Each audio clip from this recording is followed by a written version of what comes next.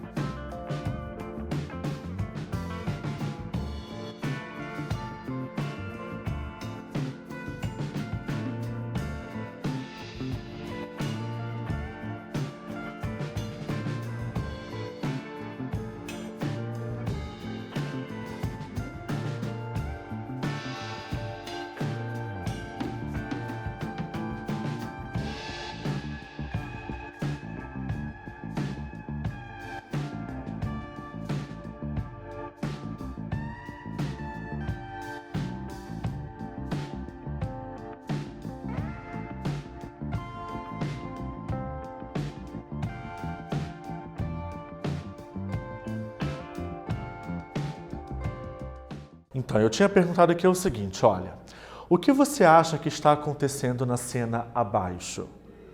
O rapaz parece irritado, porém, a professora está o corrigindo, pois ele fala algo errado. Será? Não sei exatamente o que vocês colocaram ali, né? Mas será que ele está irritado mesmo? Por que a professora está corrigindo? O que foi que aconteceu? Né? Sei lá, usa a tua imaginação, o que quer que você tenha respondido aí, tá bom? O que eu vou dizer é o que vai aparecer aqui no nosso próximo slide, olha só. Na verdade, ele, o rapaz aqui, está irritado com alguma situação. Então, alguma coisa aconteceu, daí usa a tua imaginação aí para pensar qualquer coisa. E daí ele acabou utilizando a palavra brave, quando ele falou aqui, olha, I'm very brave, eu estou muito... Daí você pensa, brave parece com bravo, né? A pessoa está irritada, braba por alguma razão, né? Dando a entender que a pessoa está brava ali, que ela está nervoso. Mas a professora corrige ele dizendo angry. Então, qual é a confusão que está aqui? A palavra brave não significa bravo no sentido de nervoso, tá? A palavra brave significa bravo, talvez, em outras situações, tá? Mas não no sentido de nervoso. A professora, ao olhar para ele, entende que ele está nervoso, diz, I'm very angry. Então, angry significa nervoso. Sabe o brave quando alguém faz alguma coisa certa, boa, bonita, direito? Ah, brave! Tipo, no sentido de aplaudindo a pessoa, parabenizando-a, tá? Não significa, no caso aqui, angry, no sentido de com raiva, tá bom? Bora seguir. Ou seja, isso é um falso cognato. False cognate or false friend, quando confundimos o significado das palavras. Então, além de brave no sentido de bravo, alguma coisa nesse sentido, também significa corajoso, tá bom? Angry significa bravo, irritado. Então, aqui está a diferença dessas duas palavras, tá certo?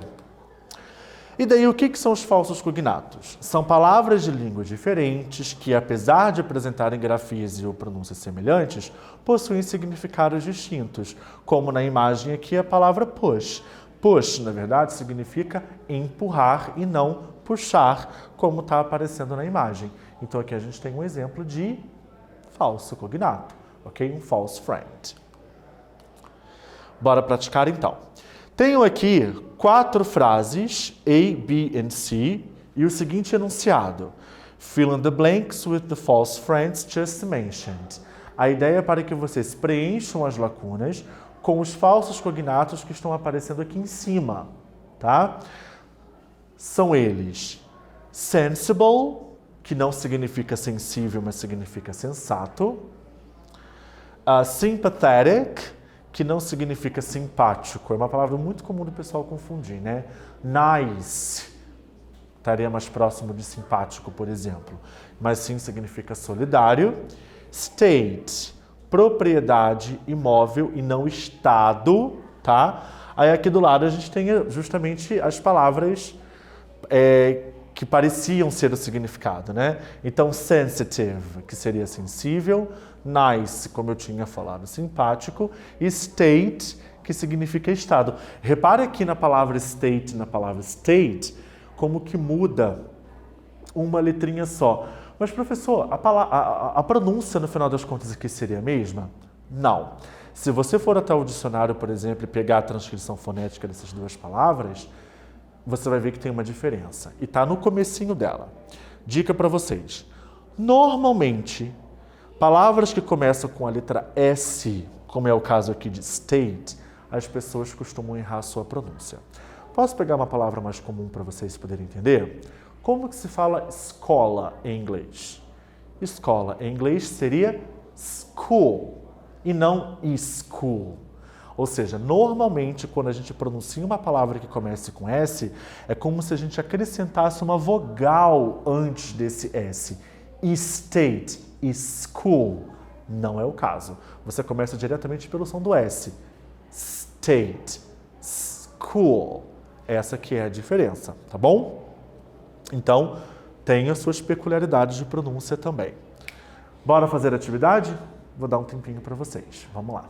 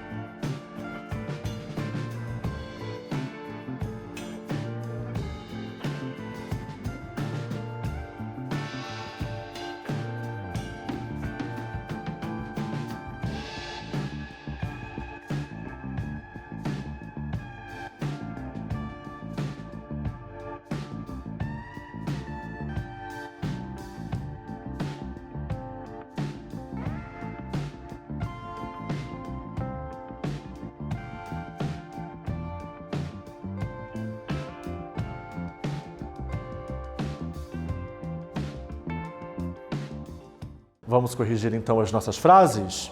Então elas ficaram assim, olha, letra A. All the students were sympathetic to George after his accident. Então todos os estudantes foram solidários ao George depois do acidente. B. Alan is such a sensitive boy that you must be careful when you talk to him. Alan é um garoto muito sensível, então a gente tem que tomar muito cuidado na hora de falar com ele. Letra E. Jackson is selling in one of his estates near the lake. O Jackson está vendendo uma de suas propriedades próxima ao lago, ok? Beleza? Letra D, letra E e letra F para fazer a mesma coisa. Leia com calma, interprete as frases e preencha com as suas lacunas aí. Se preciso for, vai até o dicionário também. Caso surja aqui nas frases alguma palavra que você não sabe o significado, tá bom? Porque é aquilo que eu já falei também. Às vezes, dentro do contexto de um modo geral, você já consegue compreender. Às vezes não, às vezes, nossa, essa palavra tá me faltando o significado para eu poder conseguir entender. No caso aqui, até mesmo para poder preencher com a alternativa correta, tá bom? Já volto, pessoal, vamos lá.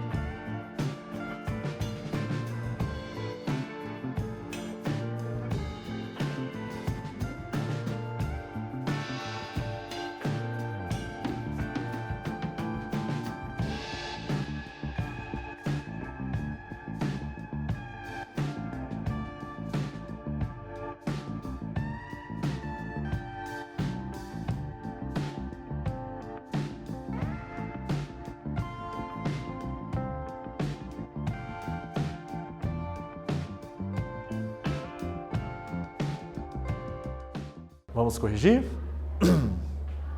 Bora ver aqui, então vamos lá. A letra D ficou assim. Come on, be sensible and agree with us. Our ideal is more practical. Por favor, seja sensível e concorde com a gente. O nosso ideal ele é mais prático. Letra E. We may find water in 3 states: liquid, solid and gaseous. Perdão, quase eu confundi aqui a pronúncia. Que a gente consegue encontrar a água em 3 estados diferentes, né? O líquido, o sólido e o gasoso. E a letra F, Martha is a nice girl. Martha é uma garota simpática, né? A palavra nice, também simpática, legal, bacana, enfim. Seria esse o significado, tá bom? Então, exercício corrigido, vamos seguir. Para esse exercício aqui, pessoal, antes de tudo, vamos dar uma olhada nas palavras que a gente tem aqui. Aqui eu tenho algumas palavras que, sei lá, elas têm algumas similaridades assim e que normalmente levam a galera a confusão. Bora ver aqui. Aliás, eu acho que a primeira nem tanto, né? Understand. Todas as palavras aqui estão com o to na frente, mas por que isso, professor? Justamente porque quando você tem o to antes do verbo, para indicar que ele está no infinitivo, tá bom? Então vamos lá. To understand, entender. Aí aqui vem um problema, olha. Deixa eu pular aqui embaixo, olha. To pretend, to intend. Meu Deus, olha isso, né? Pretend, não significa pretender, mas significa fingir, e intend, que parecia entender, significa pretender, ok? Daí a gente tem a palavra attend, que significa frequentar, comparecer. Por exemplo, attend the classes, frequentar as aulas. E eu tenho aqui a palavra answer, que significa responder ou atender. Então, nossa, entender, atender, pode rolar essa confusão. Mas quando eu falo de responder uma pergunta, answer. Atender ao telefone, answer. Ok? Understand, entender. Attend, frequentar. Pretend, fingir. Intend, pretender. Olha que loucura, né? Deu para entender? Temos aqui até os significados na frente, né? Mas assim, gente, para mim, e eu digo isso não só como falante de língua inglesa, mas também eterno estudante do idioma e como professor, uma forma muito boa, muito eficaz de entender, internalizar, de adquirir aquele vocabulário é colocando ele em prática. Então, normalmente isso acontece muito comigo. Meus alunos, né, da minha escola, professor, o que significa tal palavra? E eu não sei, peraí, deixa eu procurar aqui no dicionário. Pronto, amanhã eu já esqueci, porque era uma palavra que eu não conhecia. Eu só falei para o aluno naquele momento e não coloquei mais em prática. Isso acontece mesmo. Então, uma vez que você coloca aquele vocabulário em prática, você coloca ele dentro de uma frase, você escuta, você fala, você vai memorizando. É o que a gente vai fazer agora. Então, da letra A até a letra E, eu quero que vocês preencham essas lacunas com as palavras que estão aqui em cima, tá bom? Façam aí que eu já volto.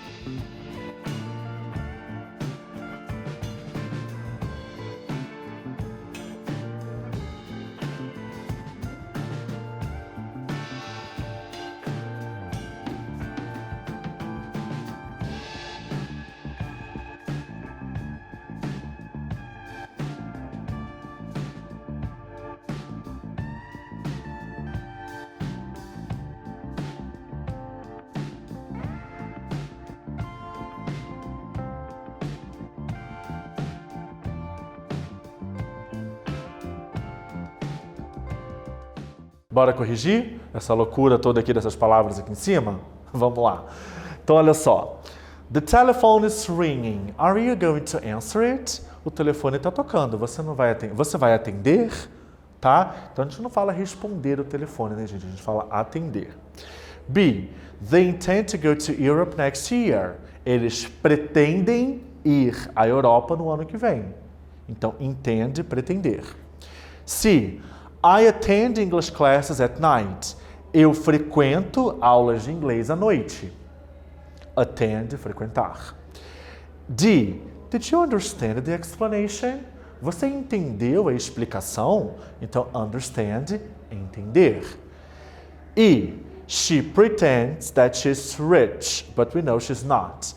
Ela finge ser rica, mas ela não é. Então, pretend significa fingir, tá bom? Vou deixar uma atividade para vocês fazerem aí, hein? Para praticar mais. Dá uma olhada aqui, ó. Aqui em cima estão as palavras que a gente acabou de praticar. Understand, answer, pretend, attend and intend. O que é para vocês fazerem? You have to write sentences using the false cognates above and the pictures below. Aqui embaixo eu tenho algumas imagens, dá uma olhada, né? Dinheiro, tem o livro, tem uma mala de viagem, uma pessoa, tem o telefone, uma galera aqui que parece que está numa reunião, enfim, várias imagens. A ideia é para que vocês escrevam frases usando as palavras que estão aqui em cima, os cognatos que estão, perdão, os falsos cognatos que estão aqui em cima e as imagens aqui embaixo, entendeu? Então, pelo menos aqui, 1, 2, 3, 4, 5, pelo menos 6 frases. Bacana, ó. Se quiser escrever mais, sem problema nenhum. Então, olha a imagem, pense em alguma coisa que você poderia escrever sobre de acordo com aquela imagem, mas insira aí na tua frase as palavras que a gente acabou de aprender, tá bom?